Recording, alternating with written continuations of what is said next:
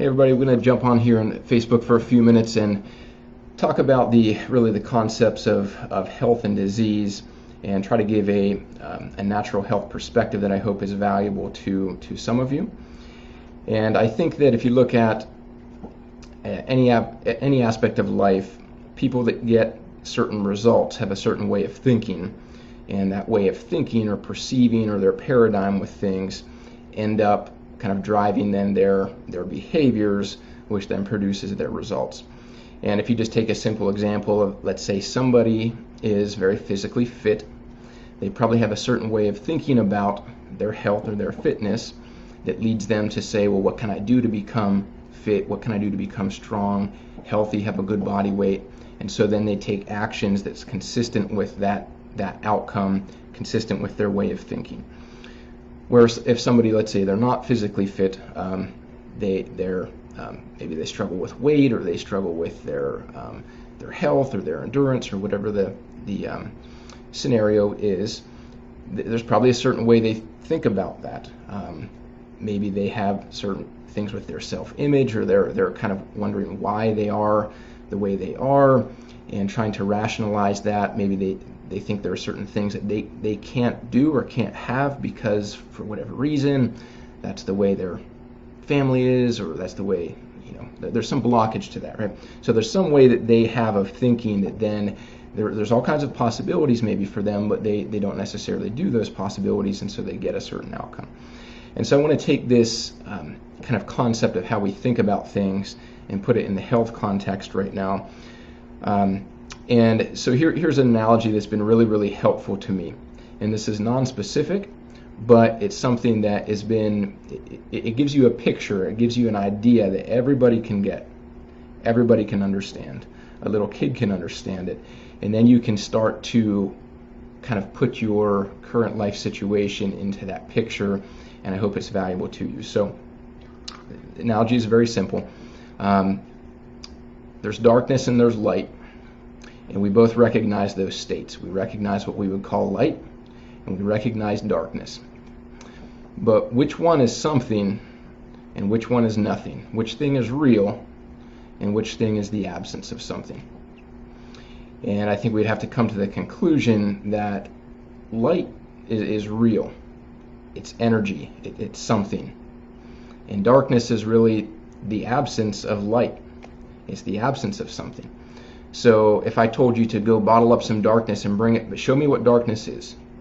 Go get it, find it, and bring it back to me.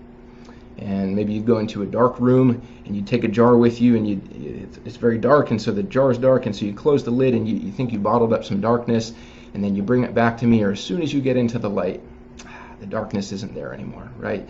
So you would try to find something that is actually the absence of something. It's not the thing itself, right? And so in the context of health, it's kind of the same thing. Health is the thing. Health is the state of life and energy. Disease is like the darkness. It's really the absence of that. We all recognize it. It's dark. It's disease. It's not good. We can't see right. We wonder what's going on. But it's really the absence of health. And so how do you solve the darkness problem? Well, you add light. That's how to do it. You add energy, you add life, you add light. Okay. So how do you solve the disease or the sickness problem? How do you solve, how do you solve the problem of darkness in terms of health? And it's kind of the same thing. Is to the extent that something or somebody is healthy, they aren't diseased. They aren't sick. And so the sickness, the disease is a result of lack. It's the result of something not being present. And so if we maintain our focus on creating health, on adding life, adding energy, producing health, to the extent that we actually do that effectively, the disease, the darkness goes away. And of course that sounds very simple as an analogy, and I hope that is helpful to you, but then you got to get into real world stuff of like how to do that and what actually makes a difference, what actually produces health for people. And I understand that there's a major consciousness of hi Frankie, hi Kim, hi Sarah, hi Rachel. I understand right now there's a lot of a recognition of the darkness, of the disease, of the illness, and that right now.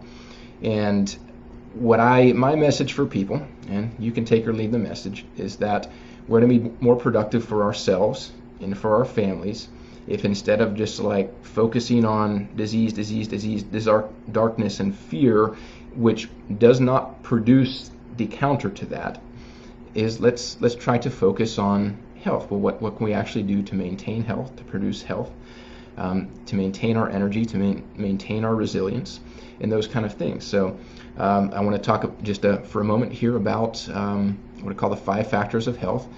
And I don't know that this is a complete perspective, but it's a perspective, and I think for some people it just kind of gives them a way to think about things that might be more effective than whatever the internet or the TV may be telling you now in terms of staying healthy. Okay, so there's 5 things here, and they'll make sense to everybody.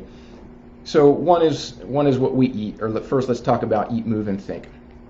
All right, so what we eat, the food we put into our body, that's like taking the environment and putting the environment in us. And you are what you eat. Everybody's known for as long as history has existed probably that what you eat affects your health, right? So my suggestion to people, especially in a time of immune system challenge, is the closer you can eat foods to the way that nature provides them is going to be the best, is going to be healthy. And the higher energy foods, so they're not cooked, they're not depleted, they're not stripped of that electromagnetic energy, they're not stripped of the enzymes, which are the kind of like living molecules that make things move in our body, that's going to be better for us right now.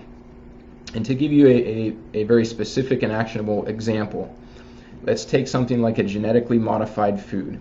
All right, so scientists, for whatever reason, they go in and they modify the natural food, and then the structure of some of the things in that food is different. Literally, the human body, the digestive system, like we've never seen that before, and yet it's going into our body.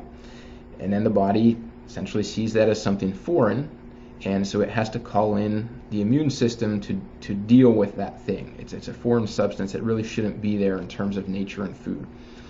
And so do we really want to be putting things like that into our body where we're consuming things that our immune system has to deal with just from our food? And is that going to deplete our energy? Is it going to take our policemen that could police the environment and the viruses and those things and have to put them towards food and towards digestion, towards dealing with unnatural things in our body? So as a real pragmatic strategy, I would say, I don't think we should ever have GMO foods, period. But right now, certainly don't put stuff that is modified or foreign into the body. And you may extend that to other things, dyes or things as well that aren't really natural molecules. But certainly those GMO things clearly have an immune response to them, high correlation between autoimmune illness and these type of genetic modified foods. So you don't need that immune burden right now, nor does your family, right? So the next thing after eat is move, and it is fitness. It's that whole concept. So our body is an engine, and there's an irony in life that things only get stronger by use. So you don't get stronger by resting. You don't get stronger by lying down in your bed all day. You don't get stronger, your immune system doesn't get stronger by never encountering the environment, right? You don't get smarter and better at math by never trying to solve a math problem. You know what I mean? Your muscles don't get bigger by not lifting heavy things. So nature is such that we have to have challenge, stress in order to get stronger. And then in the science world, they differentiate between eustress and distress. So distress, we would say, well, stress isn't good, is it? Well, yeah, if it's too much or it's too concentrated, that can break us down. And so we need to alternate stress with rest and recovery. Eustress would be the idea that it's good stress. There's something on our body that gives it a challenge. We have enough resilience and resources to overcome it. And then because of that challenge, we're actually stronger. And that may be permanently stronger in the sense of the immune system. So keep your engine strong right now. Keep your body moving. Keep going. I know they're telling everybody to be indoors. You make a judgment call on that. But my suggestion is, from a health standpoint of producing health, get your body moving. Keep a fitness routine. Do some basic things. Try to get out in the fresh air and get your lungs pulling in actual outdoor air. Get out in the sun as well. Instead of being inside, that outdoor air and light is going to be actually good for us. All right. Next part is think and attitude, and I know we had talked about this on Tuesday as well, but what I'm going to use here as an example is something that anybody can get and understand. And I know we live in a society that's very treatment oriented and drug and chemical oriented. So when you have a problem, the first thing people want to do is like, what pill do I take to try to treat that problem or solve that problem? It's very, very chemical type of mindset. And so when drug companies test their drugs, they always have to really say, well, what would be the difference of giving somebody a chemical versus giving something that is not real? It's a placebo. It doesn't have any special activity, but people might believe that it does, right? And so the history of medicine is really that placebos work, right? Placebos actually work. So when people believe that something is helping them, some percentage of people improve, they get better. And so the point in this is that that's known in the drug industry. There's not really any any contention that type of phenomenon exists between our perception in our mind and what we believe is happening, what it's actually doing for us. So I think the message in that is that your mind, your perception, your belief is really going to have an impact on your body and on your health and disease. And so let's make sure that our mind, our attitude, and our beliefs are congruent with producing health, if that's what you want. Okay. The last two things I'm going to talk about. One is the idea of rest, rhythm, recovery, sleep, those kind of things. So nature has rhythms in everything. We have light, we have dark, we have sleep, we have wake, we have all those kind of things. And for our health, our body loves rhythms. Rest is a big part of that. Recovery is a big part of that. And I know right now a lot of people maybe aren't working or they're home or those kind of things, and it can seem like it's a kind of a restful time, but in reality it might be a stressful time in certain ways.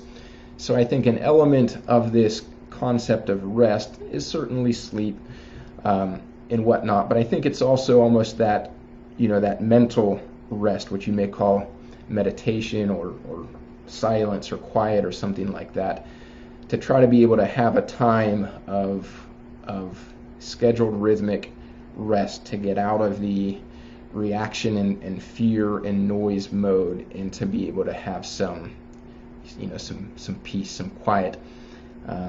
There's that saying, like, be still and know that I'm God. And so there's something about that quietness and that emptiness where you have a relaxation, a recognition, or an openness or something to that effect. Okay. And people may do that in different ways, but from a health standpoint, they are effective. All right. Last thing I'm going to point out here is what you may call a sound nervous system. I think of it as structure. So our body's structure has a huge impact on its function, and our highest level biological tissue is our nervous system. So think about your brain. It's in there and it's protected by a helmet. It's like the only part of your body that's like totally encased in bone, because it's really important. It's like the master control system, right? And then your brain comes down into the spinal cord, and that's pretty much encased in bone. It's movable bone, but it's pretty well encased in bone because it's important. Those are the biological tissues that actually are controlling, coordinating our health and our function, both internally. They're also sensing the environment and responding. So we want to make sure that our nervous system, our master control system, has the maximum ability to sense what's going on in the environment, whether that's hot, cold, whether that's temperature, pressure, whether that's a virus, or whether there's, it's a pollen or whatever it is. Like, there's things, so it can sense and it can respond in a way that's beyond any of our conscious ability to respond, doing everything right to keep you alive, to keep you well. And a big part of that is our body's structure and neurological health, so it has the maximum ability to sense and respond, to be resilient, to be resistant. Of course, that's really the nature of chiropractic, is to say the reason we work on the body, and specifically the spine, is that the bones don't have a big impact on your health. And yeah, the joints may hurt and there's trauma and things, but the impact on our health is primarily that neurological thing. So we're trying to remove some type of stress, some type of dysfunction in the body that is depleting us or minimizing, depleting our body's ability to sense and respond to the best level that's possible in our bodies. So those are the 5 factors of health: eat, move, think, rest and recovery, and then having a sound nervous system and structure. And tie that in with the concept of stay focused on those things. Those are the things that actually produce the health. They produce the energy, the light, the life. And if you just stay focused on disease and darkness and illness and those kind of things, you just kind of that's not real actionable. That's helpless. That's victim. That's what information do you get about from that? And I understand those kind of things. They lead us to band together and to take care of our own. And there's a good side to that. There is a survival mentality to that. So there's a benefit to that.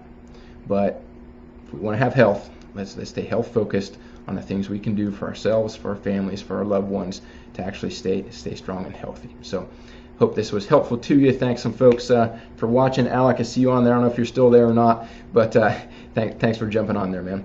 Okay, see everybody next week.